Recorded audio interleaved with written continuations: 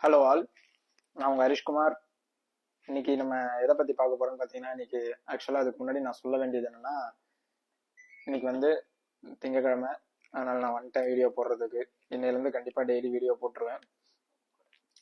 அதுக்கு முன்னாடி இன்னும் என்ன சொல்லணும்னு பார்த்தீங்கன்னா, 83லேருந்து 84 சப்ஸ்கிரைபர்ஸ் மாதிரி இருக்கீங்க. அந்த சப்ஸ்கிரைப் பண்ண ஒருத்தருக்கு ரொம்ப தேங்க்ஸ். எப்பயுமே நம்ம சப்ஸ்கிரைப் பண்ணுற எல்லாருக்குமே தேங்க்ஸ் சொல்கிறது என் வழக்கம். அதனால் நான் சொல்லிடுறேன் முதல்ல. இன்னைக்கு நம்ம வீடியோக்குள்ளே போகலாம். இன்னைக்கு என்னன்னு பார்த்தீங்கன்னா, கொஞ்சம் இன்ட்ரெஸ்டிங்கான டாபிக் பார்க்கலான்னு. கிட்டத்தட்ட கோவையில வந்து ஆக்சுவலா இவர் வந்து ஸ்ரீலங்கால இருந்தாரு. இவர் பேர் ரஞ்சித்னு பேரு இந்த பெரியவர் பேரு. அவர் வந்து ஸ்ரீலங்கால இருக்கும்போது ஒரு பாட்டி கிட்ட இருந்து ஒரு 37 ரூபாய் 50 பைசாவை திருடிட்டாராம். அப்போ அங்க இருக்கும்போது அவருக்கு ஒரு 15 வயசு இருக்கும்போது, அந்த 15 வயசு இருக்கும்போது திருடினதை இவருக்கு ஒரு மாதிரி வீட்டுக்குள்ள போய் திருடி இருக்காரு. இவருக்கு ஒரு மாதிரி கொஞ்சம் ரொம்ப கில்ட்டினஸ் ஆயிடுச்சு. என்ன திருடிட்டோமே, என்ன ஆக போகுது அப்படின்னு சொல்லிட்டு, சரி அப்ப சின்ன வயசு எல்லாரும் இந்த சாக்லேட் திருடுறது, 1 ரூபாய் 2 ரூபாய் திருடுறது எல்லாமே நானும் கூட பண்ணியிருக்கேன் நிறையா. அதனால என்னாச்சுன்னு பாத்தீங்கன்னா, இவர் அதுக்கப்புறம் வந்து இங்க கோயம்புத்தூர்ல செட்டில் ஆயிருக்காரு, கோவையில வந்து செட்டில் ஆயிருக்காரு. கோவையில செட்டில் ஆனதுக்கு அப்புறம் திருப்பி அந்த பாட்டி திருடின ஒரு பாட்டி இருக்காங்களே, அந்த பாட்டியோட குடும்பத்தை கண்டுபிடிச்சு அவங்களுக்கு தலா 70,000 ரூபாய் கொடுத்துருக்காரு. சொன்னா நம்ப முடியுமா? நம்மளாம் இன்னைக்கு ஏதாவது திருவிட்டோம்னு பாத்தீங்கன்னா மாட்டிக்க கூடாதுன்னு நிறைய பண்றோம். இவர் தான் செஞ்சதை தப்புன்னு சொல்லிட்டு பைபிள்ல படிச்சிருக்காரு. இவர் வந்து யாரோ எங்கேயோ பைபிள்ல ஒரு ஒரு வாசகத்தை படிச்சிருக்காரு. இதை படிச்ச உடனே அவருக்கு ஏதோ உள்ள ஒண்ணு தோணி இருக்கு. சரி, நம்ம இந்த காசை வந்து வட்டியும் முதலமா செட்டில் பண்ணியிருக்காரு. வட்டியும் முதலமா அவரோட வாரிசுகள் 3 பேருக்குமே, அந்த பாட்டியோட வாரிசுகள் 3 பேருக்குமே கிட்டத்தட்ட தலா 70,000 ரூபாய் கொடுத்துறாரு. 70,000 கொடுத்துருக்காரு. அதை பத்தி தான் நம்ம இன்னைக்கு பார்க்க போறோம். நான் முதல்ல இருந்தே டாபிக் குள்ள வரேன். என்னன்னு பாத்தீங்கன்னா, ரத்தினபுரி பகுதியை சேர்ந்தவர் தான் கோயம்புத்தூர்ல ரத்தினபுரின்னு சொல்லிட்டு ஒரு ஊர் இருக்கு. அங்க வந்து ரஞ்சித் அவர் பேரு. கிட்டத்தட்ட இவர் வந்து அதான் நான் முதல்ல சொன்ன மாதிரி ஸ்ரீலங்கால இருந்து இங்க வந்து கிட்டத்தட்ட இங்க வந்து ரொம்ப நாள் ஆச்சு. அப்ப அவர் ஸ்ரீலங்கால ஒரு 15 வயசு இருக்கும்போது கிட்டத்தட்ட ஒரு பாட்டி கிட்ட நான் சொன்ன மாதிரி 37 ரூபாய் 50 பைசா, வெறும் 37 ரூபாய் 50 பைசா திருட்டு தான், தப்பு தான். அவர் அதுதான் யோசிச்சுட்டு முடிவு பண்ணிருக்காரு. இதெல்லாம் 37 ரூபாய் 50 பைசா என்ன பண்ணிருக்காருன்னா திருடி இருக்காரு. திருடின உடனே இவர் என்ன பண்ணிருக்காருன்னு பாத்தீங்கன்னா, பல தொழில்கள் பண்ணிருக்காரு. நிறைய இது பண்ணி பண்ணி பண்ணி எல்லா தொழிலுக்குமே கொஞ்சம் நஷ்டங்கள் போயிருக்கு, லாபமும் ஆயிருக்கு இருக்கு. அதுக்கப்புறம் என்ன ஆயிருக்குன்னு பாத்தீங்கன்னா, சில மாசம் முன்னாடி என்ன ஆயிருக்குன்னு பாத்தீங்கன்னா, திருப்பி ஸ்ரீலங்காவுக்கு போயிருக்காரு. ஸ்ரீலங்காவுக்கு போன உடனே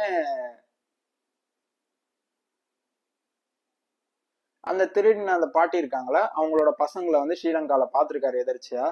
பார்த்ததுக்கு அப்புறம் என்ன இருக்குன்னு பாத்தீங்கன்னா, பார்த்த உடனே எல்லாம் பேசியிருக்காரு. இந்த மாதிரி நான் பண்ண தப்பெல்லாம், அவருக்கு பண்ண தப்பெல்லாம் சொல்லியிருந்தாரு. கிட்டத்தட்ட 17 வயசு இருக்கும்போது அவருக்கு வந்து திருடின போது ஒரு 15ல இருந்து 17 வயசுக்குள்ள இருக்கும் அப்படின்னு சொல்லி அவரே சொல்றாரு. கிட்டத்தட்ட 17 வயசுன்னா இதுல போட்டிருக்காங்க. 17 வயசு இருக்கும் போதும் திருடி இருக்காரு. 15 வயசு இருக்கும்போது சின்ன சின்ன தப்புகள் பண்ணியிருக்காங்க.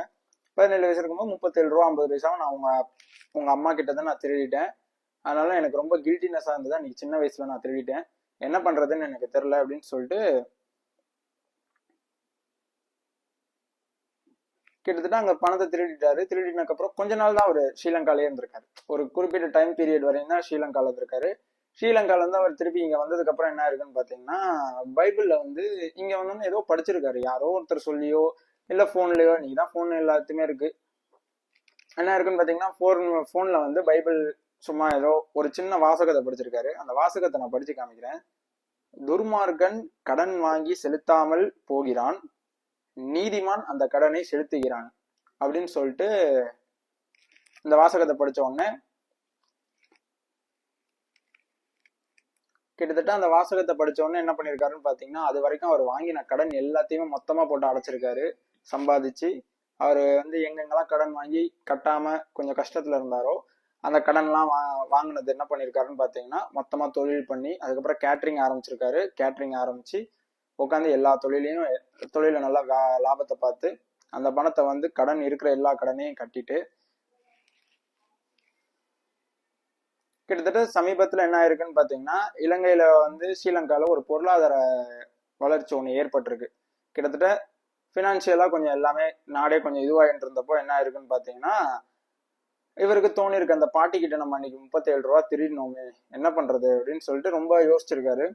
யோசிச்ச உடனே அதுக்கப்புறம் தான் நான் சொன்னல, இதுக்கப்புறம் தான் கேட்டரிங் ஆரம்பிக்கிறாரு. கேட்டரிங் ஆரம்பிச்சு அந்த குடும்பத்தை சந்திச்சு அந்த குடும்பத்துல தலா ஒருத்தருக்கும் 70,000 கொடுத்துருக்காரு. கொடுத்ததுக்கு அப்புறம் ரொம்ப இது பண்ணியிருக்காரு. நான் கிட்டத்தட்ட ட்ரெஸ் வாங்கி கொடுத்துருக்காரு அவங்களுக்கு. அதுக்கப்புறம் 70,000 பணம் கொடுத்துருக்காரு. அவர் திருந தப்பா அவங்க கிட்ட சொன்ன உடனே அந்த குடும்பத்துல இருக்கிறவங்க அந்த 3 பேருமே இனிமேல் என்னோட உறவுகள், என்னோட ரிலேஷனா ஆயிட்டாங்க அவங்க. ஏன்னா நான் செஞ்ச தப்புன்னு தெரிஞ்சுமே அவங்க எதுவுமே பண்ணல. ஏன்னா சின்ன வயசுல அவர் பண்ணது தப்பு தான், அது யாருமே இல்லைன்னு சொல்ல முடியாது. அதனால அந்த குடும்பத்தினர்களை சந்திச்சு அந்த 3 வாரிசுகள், 3 ஜெனரேஷன் இருக்காங்களா, அவங்கள அந்த பாட்டியோட குழந்தைங்க, அந்த பசங்க கிட்ட போயிட்டு 2 பொண்ணுங்க, அவங்களுக்கு 2 பொண்ணு ஒரு பையன் நினைக்கிறேன், அவங்கள்ட்ட போயிட்டு பார்த்து பேசி தலா எல்லாருக்கும் ஒருத்தருக்கும் 70,000 கொடுத்துட்டு அதுக்கப்புறம் அவங்க குடும்பத்தோட ரொம்ப கொஞ்ச நேரம் நிதானமா பேசிட்டு எல்லாம் பண்ணிட்டு அதுக்கப்புறம் கிளம்பி போயிருக்காரு. கிளம்பி வந்ததுக்கு அப்புறம் அந்த குடும்பத்தினர்கள் எல்லாருமே என்னோட ரிலேஷனா ஆயிட்டாங்க. ஏன்னா அவங்க அவ்வளவு நல்லா பேசினாங்க, இனிமேல் அவங்களுக்கு எந்த ஹெல்ப்னாலும் நான் பண்ணுவேன் அப்படின்ற மாதிரி சொல்லிட்டு அவர் கிளம்பி போயிட்டாரு திருப்பி கோயம்புத்தூருக்கு. நீங்க இப்போ எனக்கு இதுல என்ன ரொம்ப இன்ட்ரெஸ்டிங்கா இருந்ததுன்னா, வெறும் 37 ரூபா ஒரு 17 வயசுல திருடின ஒரு தப்புக்காக அந்த தப்பை தன்னால ஞாபகம் வச்சுட்டு அவங்களோட பசங்களுக்கு போயிட்டு தலா ஒருத்தருக்கும் 70,000 கொடுத்துருக்காருன்னா எவ்வளவு பெரிய மனசு வேணும் உண்மையிலேயே. வட்டியும் முதலமா போய் செட்டில் பண்ணிருக்காரு அவங்களுக்கு. அவர் எதை நினைச்சு இதை பண்ணாருன்னு தெரியல. ஆனா அவர் அந்த சின்ன வயசுல அவர் நிறைய தப்புகள் பண்ணிருக்கலாம். திருடி சாப்பிட்டுருக்கலாம், திருடி இருக்கலாம். கிட்டத்தட்ட அவர் சொல்றாரு, நான் அந்த 37 ரூபா திருடி நான் என்ன பண்ணேன்றத சொல்லியிருக்காரு அவரு. நான் 37 ரூபா திருடி என் ஃப்ரெண்ட்ஸ் எல்லாம் இருந்தாங்க, எல்லாரையும் கூட்டிட்டு போய் நான் சாக்லேட்டு பிஸ்கெட் இந்த மாதிரி வாங்கி கொடுத்துட்டேன். எனக்கு அது மட்டும்தான் தெரிஞ்சது, எனக்கு அவங்களா கேட்டாங்க நான் பண்ணேன், அதை நான் செய்யறது எனக்கு தப்புன்றது எனக்கு அன்னைக்கு தெரியல, இன்னைக்குதான் எனக்கு நான் உணர்றேன் அப்படின்னு சொல்லிட்டு அந்த பைபிள்ல படிச்ச அந்த ஒரு வாசகத்தை வச்சுக்கிட்டு, பைபிள் ரொம்ப புனிதமான ஒரு புக் அது, ஒரு இது பகவத்கீதா அந்த மாதிரி, அதை படிச்சுட்டு ஒருத்தர் இவ்வளவு திருந்தி வாழ்றாருன்னா அவருக்கு உண்மையிலேயே நம்ம எல்லாருமே ரொம்ப பாராட்ட வேண்டிய ஒரு விஷயங்கள் நிறைய இருக்கு. ஏன்னா இன்னைக்கு யாருமே அதெல்லாம் பண்ண மாட்டாங்க. திருடினா எப்படி தப்பிக்கலாம் அப்படின்னு சொல்லிட்டு தான் யோசிக்கிறவங்க இருக்காங்க. இவர் அதை வட்டியும் முதலமா போய் செட்டில் பண்ணிருக்காருன்னா அதுக்கு உண்மையிலேயே பெரிய மனசு வேணுங்க. கண்டிப்பா பெரிய மனசு வேணும். திருப்பி சொல்றது என்னன்னா, பெரிய மனசு வேணும் உண்மையிலேயே அதுக்கு. அதை தேடி அவங்கள கண்டுபிடிச்சு போய் கொடுத்துருக்காரு. அதுலதான் அது ரொம்ப பெருமைப்படுத்துற ஒரு விஷயமே. இதை சொல்லணும்னா நிறைய பேருக்கு இந்த மாதிரி நியூஸ்லாம் நிறைய யாருக்குமே பேச மாட்டேங்கிறாங்க, தெரியவும் மாட்டேங்குது. இந்த மாதிரி ஆட்கள் எல்லாம் நம்ம கண்டிப்பா பேசணும். சோசியல் மீடியால போட்டாதான் இவங்களுக்கு ஒரு மரியாதைகள் வரும். இனிமேல் யாரும் திருடாம இருப்பாங்க. திருடுனா எவ்வளவு ஒரு கில்டினஸ் வரும் அப்படின்னு சொல்லிட்டு. அதெல்லாம் திருடுறது ரொம்ப தப்பு தான், இருந்தாலும் யாரும் பண்ண வேணாம்.